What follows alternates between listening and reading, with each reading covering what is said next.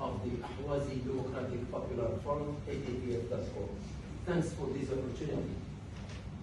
The regime change in Iran is not only necessity for the Ahwazi people, however, it is for the British people and government. When we look at the negotiation during 2015, the Iranian regime wants to smuggle 3.5 TNT explosive to the UK. A couple of days ago, the MI5 arrested a Norwegian citizen who wants to kill one of the non-Persian nations activists. A few days before, again, they arrested 2 Iranians that belong to the IRGC. I think we need to make sure that we use the appropriate keywords.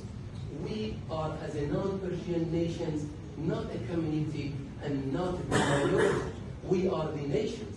Iran made up of 75% of the non-Persian nations. So, how can I, for example, when I remember the Scotland referendum, I read in the newspaper, 1,100 reasons to stay in the United Kingdom. Give me one reason to just say I stay within Iran. I haven't seen anything except killing, long-term disappearance. What should I consider myself as an Iranian? I'm an Ahwazi Arab, which I don't know any relation between myself and Iran.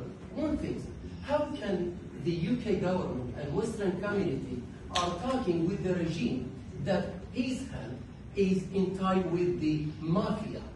For example, about these Norwegian guys, the regime has got hand with the mafia in Norway, in Sweden. The Saudi ambassador was to be killed in 2011, and the Iranian regime talked to the Mexican cartel to kill him.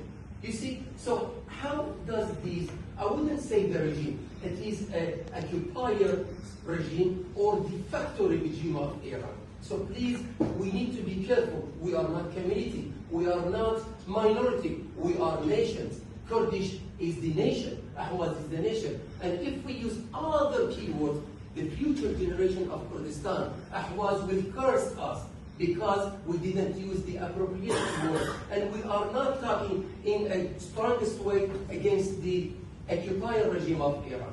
Thank you so much.